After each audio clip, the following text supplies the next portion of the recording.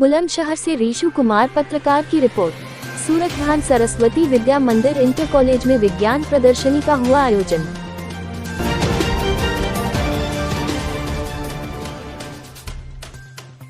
बुलंदशहर शिकारपुर में सूरजभान सरस्वती विद्या मंदिर inter college में विज्ञान प्रदर्शनी का हुआ आयोजन। विज्ञान प्रदर्शनी का नाम टेक्नो साइंस एग्जीबिशन नाम रखा गया। विज्ञान प्रदर्शनी में करीब 700 बच्चों ने बढ़ चढ़कर लिया हिस्सा। सभी स्कूली बच्चों ने नई टेक्नीशियन से अनेक उपकरण बनाए। विद्यालय प्रधानाचार्य ने बताया है कि इस तरह की प्रदर्शनी लगाने से बच्चों का मनोबल बढ़ता है और नई टेक्नोलॉजी का ज्ञान अर्जित होता है।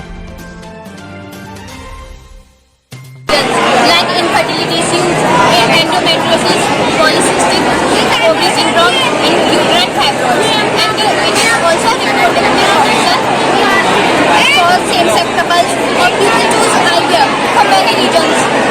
People who wish to have a baby like but IVF in vitro fertilization ऐसी में भी इसलिए यूज की जाती है कि जो नॉर्मल प्रेगनेंट नहीं हो पाती है ये यूज होती है। जैसे इश्यूज होता है कि यूट्रस में इश्यूज होते हैं, ब्लॉकेज आती है स्पर्म और ओवम के बीच में, इसलिए इसका यूज किया जाता है।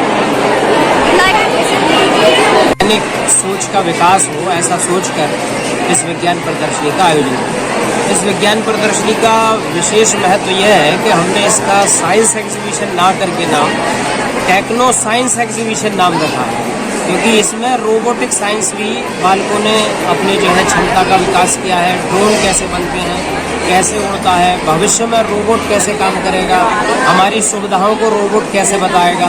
क्योंकि आज जो आत्मनिर्भर भारत की कामना कल्पना श्री नरेंद्र मोदी जी करते हैं, उस उद्देश्य को ध्यान रख के भी बच्चों के अंदर, विद्यार्थियों के अंदर वो जज्बा हमने पैदा करने की कोशिश की है। और विभिन्न प्रकार के वैज्ञानिक सिद्धांत जो व्यावहारिक जीवन में रहते हैं लेकिन ध्यान नहीं आते, विद्यार्थी उन सिद्धांतों को अपने प्रयोग के द्वारा समझते हैं और उनको पूर्ण करते हैं। तो ऐसा ये विज्ञान प्रदर्शनी का हमने उद्देश्य बनाया, जिसमें गणित, हिंदी, इंग्लिश, गृह विज्ञान और फिजिक्स, केमिस्ट्री, बायो, और बायो में भी विभिन्न प्रकार के बायोटेक्नोलॉजी के प्रयोग किए गए हैं। जिससे में लगभग 700 विद्यार्थी इसमें पार्टिसिपेंट हैं, जिन्होंने अलग अलग प्रकार से अपनी क्षमता का विकास किया। जैसे तृतीय का आकलन है, हमने 10 जो है रैंक निकलवाई है, और उस रैंक का भी आधार, क्योंकि प्रथम द्वितीय तृतीय में मुश्किल हो जाएगा, इतने बच्चों ने क्षमता विकास की है, तो उनको रैंकिंग दी है हमने। उस रैंकिंग के आधार पर एक रैंक पे हो सकता है 10 भी आए, 15 भी आए, तो ऐसे करके 3 रैंक है, रैंक A, B, C। छात्राओं ने यहाँ के लोगों को तथा जनमानस को जागृत करने के लिए एक बायोडाइवर्सिटी पार्क का निर्माण किया है, बनाया है, जिसमें विभिन्न प्रकार की जैव विविधताएं भी दर्शाई गई है। क्योंकि दैनिक जीवन में जैसे जैसे जनसंख्या लगातार बढ़ती जा रही है और हमारे जो फॉरेस्ट का एरिया है वो लगातार घटते जा रहा है, जिससे कि जैविक जो संपदा है हमारी और साथ ही वन्य जीव हैं वो उनको जान को खतरा होता जा रहा है। मनुष्य ने विभिन्न प्रकार से अपने लाभ के लिए उनको उपयोग किया है। उपयोग करने के कारण से विभिन्न प्रकार की जंतु जातियां भी विलुप्त होती जा रही हैं, जो भविष्य में एक विलुप्ति के कगार पर आ जाएंगी। तो उसी को जागरूक करने के लिए हमारे छात्रों ने ये यहाँ पर बनाया है, जिससे लोगों को जानकारी हो सके। और एक विभिन्न प्रकार की खाद्य श्रृंखला भी दर्शाई गई है, जिसे खाद्य श्रृंखला में क्या है, एक जंगल में रहने वाले विभिन्न प्रकार के जो जंतु होते हैं वो आपस में एक श्रृंखला का निर्माण करते हैं, जिससे कि एक जंतु दूसरे जंतु को खाता भी है और उसका बच्चा अपना भोजन भी प्राप्त करता है, लेकिन सभी एक साथ साथ रहते हैं। इसी प्रकार से ये भी दर्शाने का संकेत किया गया है कि भारत देश विभिन्न प्रकार के लोगों का देश है, जिसमें सभी आपस में समान सद्भाव के साथ रहें। वो क्या है बनाया इकोमिक्स फूड चेन, जैसे इसको ग्रास होकर खाएगा, ग्रास होकर को स्नेक को क्रोकोडाइल खाएगा, ऐसे ही ये फूड चेन है। The model in vitro fertilization. In vitro fertilization is a process that occurs outside the human body, in which sperm and ovum are manually collected, combining them for fertilization.